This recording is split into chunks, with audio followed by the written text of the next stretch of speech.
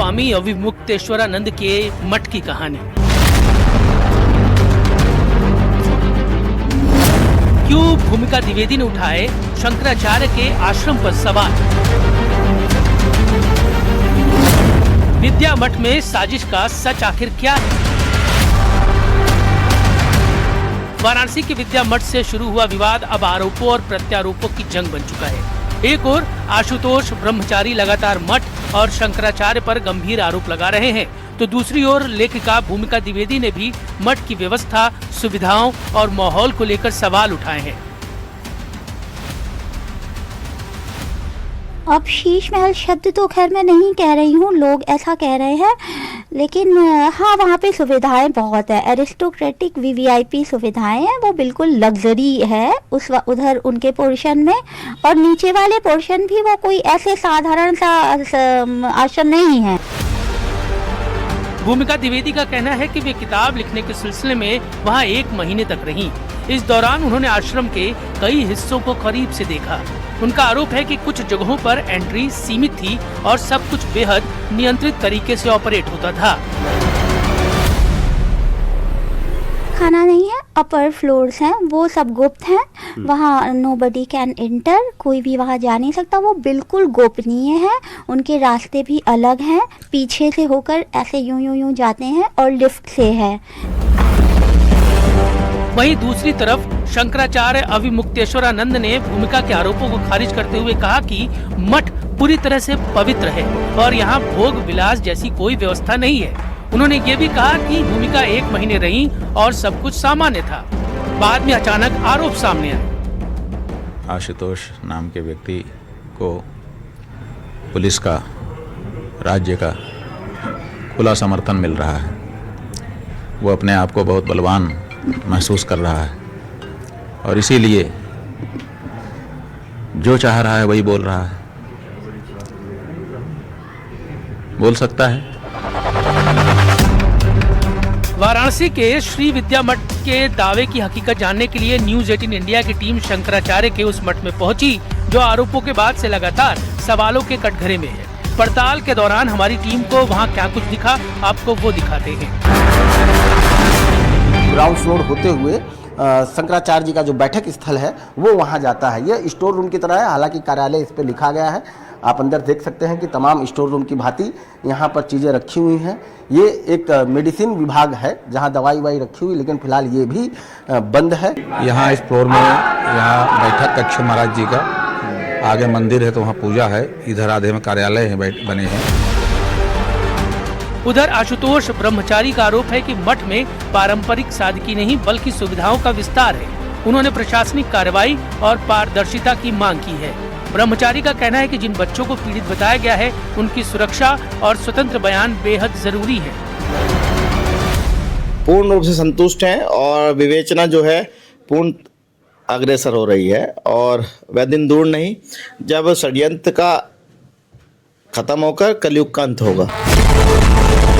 आरोप, जवाब और दावों के बीच सच क्या है, ये अब जांच और अदालत तय करेगी। लेकिन फिलहाल स्वामी अविमुक्तेश्वरानंद, आशुतोष ब्रह्मचारी और भूमिका द्विवेदी के बयानों ने इस विवाद को और गहरा बना दिया है। सवाल सिर्फ मठ का नहीं बल्कि आस्था, पारदर्शिता और जवाबदेही का भी है।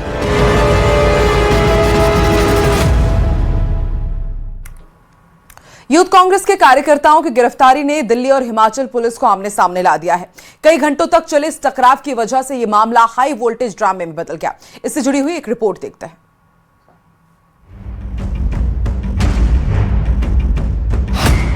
यूथ कांग्रेस के कार्यकर्ताओं की गिरफ्तारी पर बवाल। हिमाचल प्रदेश में हुआ हाई वोल्टेज ड्रामा। आपके ऊपर एफआईआर दर्ज है, आप 3 बंदों को अगवा कर।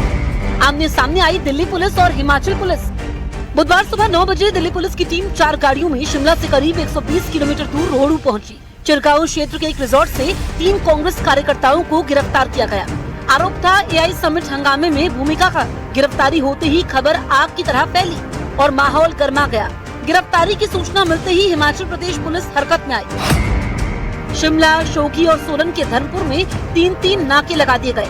दिल्ली पुलिस की गाड़ियां रोकी गई। सड़क पर दोनों टीमों के बीच तीखी बहस हुई। शाम 4 बजे हिमाचल पुलिस ने आरोपियों को अपने कब्जे में ले लिया। मामला अब सीधा सीधा अधिकार क्षेत्र की लड़ाई बन चुका था।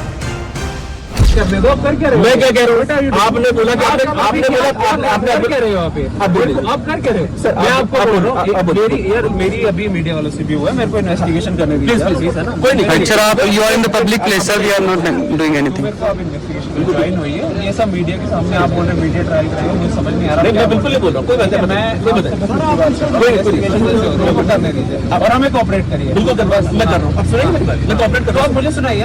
मैं तो आपको आधे घंटे से बोल रहा हूँ, बोल सकते हो साइड में आप बोलिए।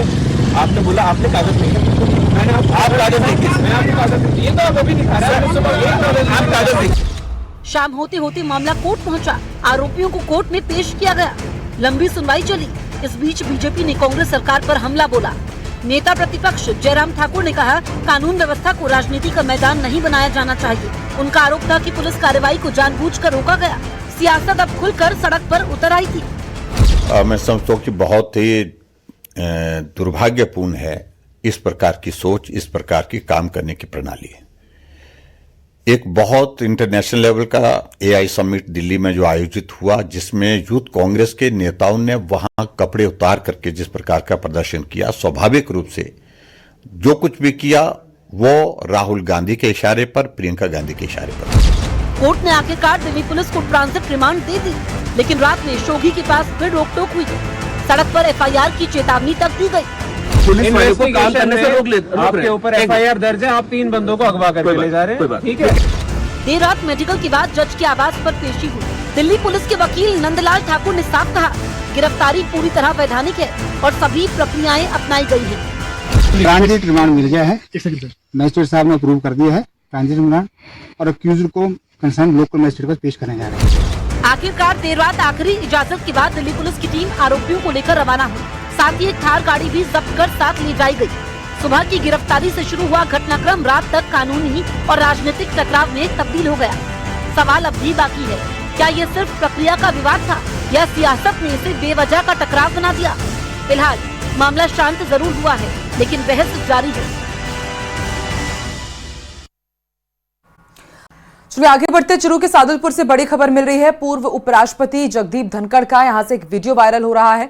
स्वागत करने वाले एक व्यक्ति से उन्होंने कहा कि दाढ़ी वालों को देखता हूं तो मैं डर जाता हूं, मेरा ओएसडी भी अपनी दाढ़ी से मुझे डराता है। पूर्व उपराष्ट्रपति का वीडियो अब तेजी से वायरल हो रहा है। राजनीतिक गलियारों में ये वीडियो चर्चा का विषय बन गया। पूर्व उपराष्ट्रपति जगदीप धनखड़ दरअसल सादुलपुर पहुंचे हुए थे, कस्बा के आवास पर वो पहुंचे हुए थे, और इस दौरान वहां पर एक शख्स पहुंचा जिनकी दाढ़ी थी, और उनको देख करके उन्होंने कहा है कि दाढ़ी वालों को देख करके मैं डर जाता हूं, हालांकि मेरा जो ओएसडी है वो भी अपनी दाढ़ी से मुझे काफी डराता है। उन्होंने ये बयान तो दिया, और देखिए वो हंस भी रहे हैं यहाँ पर, लेकिन अब उनका ये बयान राजनीतिक गलियारों में चर्चा का विषय बना हुआ है।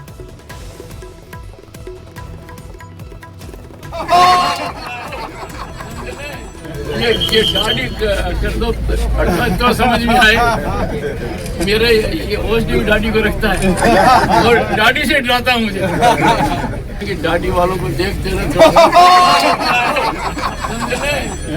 ये दाढ़ी कर दो तो समझ में आए, मेरे ये ओएसडी भी दाढ़ी को रखता है और दाढ़ी से डराता हूँ मुझे।